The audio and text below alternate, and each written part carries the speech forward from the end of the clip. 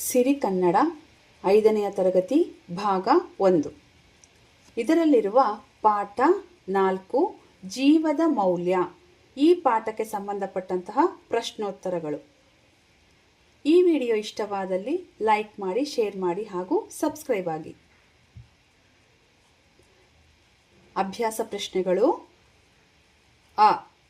ಕೆಳಗಿನ ಪ್ರಶ್ನೆಗಳಿಗೆ ಉತ್ತರಿಸಿ.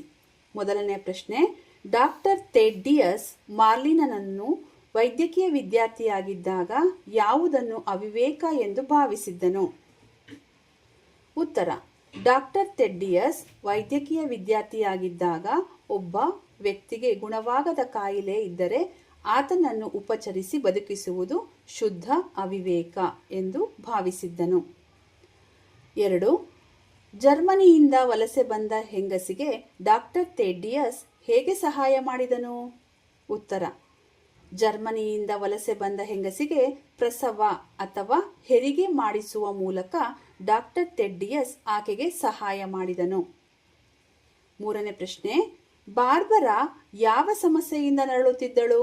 ಉತ್ತರ, ಬಾರ್ಬರಾ ಕುತ್ತಿಗೆಯ ಸೆಳೆತ ಮತ್ತು ಕೈಕಾಲುಗಳ ನೋವಿನಿಂದ ನರಳುತ್ತಿದ್ದಳು. 4. ಡಾಕ್ಟರ್ ಥೆಡ್ಡಿಯಸ್ ತನ್ನೊಳಗೆ ಏನನ್ನು ಜ್ಞಾಪಿಸಿಕೊಂಡನು? ಉತ್ತರ, ಡಾಕ್ಟರ್ ಥೆಡ್ಡಿಯಸ್ ತನ್ನ ಮೊಮ್ಮಗಳ ಚಿಕಿತ್ಸೆಗಾಗಿ ಡಾಕ್ಟರ್ ಮಿಲ್ಲರ್ನನ್ನು ಭೇಟಿಯಾದಾಗ ಈ ಒಂದು ಮಗು ಇಲ್ಲವಾದರೆ ಜಗತ್ತಿಗೇನು ನಷ್ಟ ಎಂದು ತನ್ನೊಳಗೆ ಅಂದುಕೊಂಡಿದ್ದನು. 5.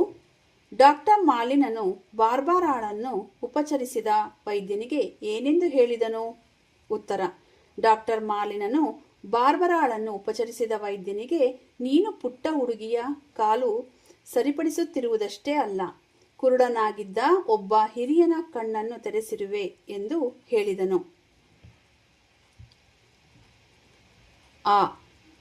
ಕೆಳಗಿನ ಪ್ರಶ್ನೆಗಳಿಗೆ 2-3 ವಾಕ್ಯಗಳಲ್ಲಿ ಉತ್ತರಿಸಿ.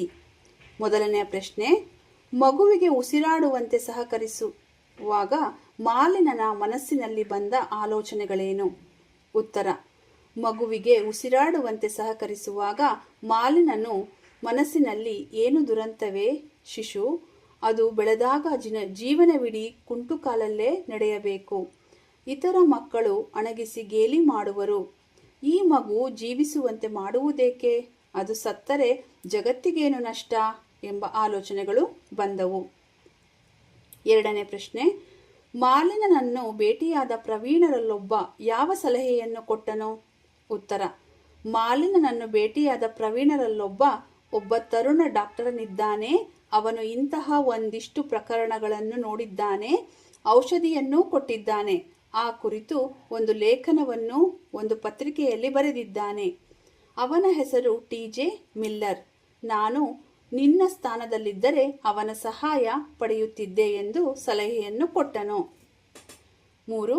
ಡಾಕ್ಟರ್ ಮಿಲ್ಲರ್ ಮಾರ್ಲಿನ್ ಅನ್ನು ಭೇಟಿಯಾದಾಗ ವೈದ್ಯಕೀಯ ವೃತ್ತಿಯ ಬಗ್ಗೆ ಹೇಳಿದ ಮಾತುಗಳೇನು? ಉತ್ತರ, ನನ್ನ ಬಳಿ ಬರುವ ರೋಗಿಗಳೆಲ್ಲರೂ ಒಂದಲ್ಲೊಂದು ಅಂಗದ ಸಮಸ್ಯೆ ಇರುವವರೇ. ನಾನು ಅವರಲ್ಲೊಬ್ಬ, ಅವರ ಮನೆಯ ಸದಸ್ಯ ಎಂಬ ಭಾವನೆ ಬರುತ್ತದೆ. ನನ್ನನ್ನು ಡಾಕ್ಟರ್ ಅಂಕಲ್ ಎಂದು ಕರೆದಾಗ ನನಗೆ ನನ್ನ ಹೆಸರು ಡಾಕ್ಟರ್ ಥೆಡ್ಡಿಯಸ್ ಎಂಬುದೇ ಮರೆತು ಹೋಗುತ್ತದೆ ಎಂದು ಹೇಳುತ್ತಾನೆ. 4. ಮಾರ್ಲಿನನ ಕಂಠ ಬಿಗಿದು ಬರಲು ಕಾರಣವೇನು?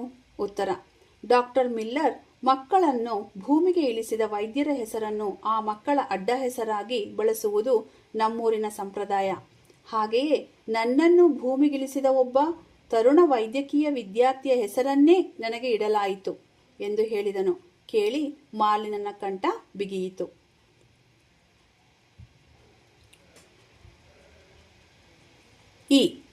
ಈ ನುಡಿಗಟ್ಟುಗಳ ಅರ್ಥ ಬರೆದು ವಾಕ್ಯಗಳಲ್ಲಿ ಬಳಸಿ. 1. ಕಂಠವು ಬಿಗಿದು ಬಂತು. ಇದರ ಅರ್ಥ ದುಃಖವಾಗುವುದು ಎಂದು ಅರ್ಥ.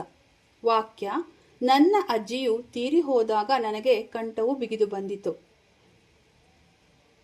ಕಣ್ಣನ್ನು ತೆರೆಸು. ಇದರ ಅರ್ಥ ತಪ್ಪಿನ ಅರಿವಾಗು. ವಾಕ್ಯ, ನನ್ನ ತಾಯಿಯು ನಾನು ಮಾಡುತ್ತಿದ್ದ ತಪ್ಪನ್ನು ತಿಳಿಸಿ ಕಣ್ಣು ತೆರೆಸಿದಳು. ಈ ಆವರಣದಲ್ಲಿ ಕೊಟ್ಟಿರುವ ಪದಗಳಲ್ಲಿ ಸೂಕ್ತವಾದುದನ್ನು ಆರಿಸಿ ಬಿಟ್ಟ ಸ್ಥಳ ಭರ್ತಿ ಮಾಡಿರಿ. 1. ಇತರ ಮಕ್ಕಳು ಡ್ಯಾಶ್ ಗೇಲಿ ಮಾಡುವರು. ಇತರ ಮಕ್ಕಳು ಅಣಕಿಸಿ ಗೇಲಿ ಮಾಡುವರು. 2. ತನ್ನ ದೀರ್ಘಕಾಲದ ವೃತ್ತಿಯಲ್ಲಿ ಇಂತಹ ಡ್ಯಾಶ್ ಒಮ್ಮೆಯಾದರೂ ಕಂಡಿರಲಿಲ್ಲ. ತನ್ನ ದೀರ್ಘಕಾಲದ ವೃತ್ತಿಯಲ್ಲಿ ಇಂತಹ ರೋಗ ಸ್ಥಿತಿಯನ್ನು ಒಮ್ಮೆಯಾದರೂ ಕಂಡಿರಲಿಲ್ಲ. 3. ಮಕ್ಕಳನ್ನು ಭೂಮಿಗಿಳಿಸಿದ ವೈದ್ಯರ ಹೆಸರನ್ನು ಆ ಮಕ್ಕಳ ಡ್ಯಾಶ್ ಬಳಸುವುದು ನಮ್ಮೂರಿನ ಸಂಪ್ರದಾಯ. ಮಕ್ಕಳನ್ನು ಭೂಮಿಗಿಳಿಸಿದ ವೈದ್ಯರ ಹೆಸರನ್ನು ಆ ಮಕ್ಕಳ ಅಡ್ಡ ಹೆಸರಾಗಿ ಬಳಸುವುದು ನಮ್ಮೂರಿನ ಸಂಪ್ರದಾಯ. ಅ. ಕೆಳಗಿನ ಪ್ರಶ್ನೆಗಳಿಗೆ ಉತ್ತರಿಸಿ. ನಾಮಪದ ಎಂದರೇನು? ಉದಾಹರಣೆ ಕೊಡಿ. ವ್ಯಕ್ತಿ, ವಸ್ತು, ಸ್ಥಳ ಮತ್ತು ಪ್ರಾಣಿಗಳ ಹೆಸರನ್ನು ಸೂಚಿಸುವ ಪದಗಳಿಗೆ ನಾಮಪದ ಎನ್ನುವರು. ಉದಾಹರಣೆ ಮೈಸೂರು, ರಾಮು, ಸಿಂಹ, ಪುಸ್ತಕ. ಆ. ನಾಮಪದಗಳಲ್ಲಿ ಎಷ್ಟು ವಿಧ? ಉತ್ತರ ನಾಮಪದಗಳಲ್ಲಿ 9 ವಿಧ. ಈ. ವಸ್ತುವಾಚಕ ನಾಮಪದ ಎಂದರೇನು? ಅವುಗಳಲ್ಲಿ ಎಷ್ಟು ವಿಧ? ಉತ್ತರ ಯಾವುದೇ ವಸ್ತು, ವ್ಯಕ್ತಿ, ಪ್ರಾಣಿ ಹಾಗೂ ಸ್ಥಳಗಳಿಗೆ ಇರುವ ಹೆಸರುಗಳನ್ನು ವಸ್ತುವಾಚಕ ನಾಮಪದಗಳೆನ್ನುವರು. ಅವುಗಳಲ್ಲಿ 3 ವಿಧಗಳಿವೆ. ಆ. ಹೊಂದಿಸಿ ಬರೆಯಿರಿ. ಆ ಪಟ್ಟಿ, ಬಾ ಪಟ್ಟಿ. 1. ಅಂಕಿತ ನಾಮ.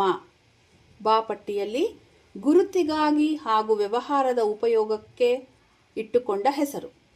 2. ರೂಢನಾಮ, ಅಂದರೆ ರೂಢಿಯಿಂದ ಬಂದ ಪದಗಳು. 3. ಅನ್ವರ್ಥನಾಮ, ರೂಪ, ಗುಣ, ಸ್ವಭಾವದಿ ವಿಶೇಷವಾದ ಅರ್ಥಕ್ಕೆ ಅನುಗುಣವಾಗಿ ಬಂದ ಹೆಸರು. ಈ. ಕೊಟ್ಟಿರುವ ಪದಗಳನ್ನು ರೂಢನಾಮ, ಅಂಕಿತನಾಮ ಹಾಗೂ ಅನ್ವರ್ಥನಾಮಗಳಾಗಿ ವಿಂಗಡಿಸಿ ಬರೆಯಿರಿ.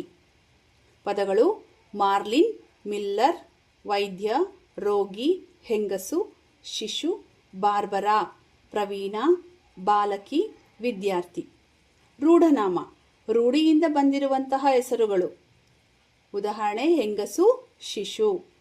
ಅಂಕಿತನಾಮ, ನಾವು ಇಟ್ಟಿರುವಂತಹ ಹೆಸರುಗಳು. ಅಂಕಿತನಾಮ ಮಾರ್ಲಿನ್, ಮಿಲ್ಲರ್, ಬಾರ್ಬರಾ. ಅನ್ವರ್ಥನಾಮ, ನಾವು ಹೆಸರಿನ ಬದಲಾಗಿ ಕರೆಯುವಂತಹ ಹೆಸರುಗಳಾಗಿವೆ. ಅನ್ವರ್ಥನಾಮ ವೈದ್ಯ, ರೋಗಿ, ಬಾಲಕಿ, ವಿದ್ಯಾರ್ಥಿ, ಪ್ರವೀಣ.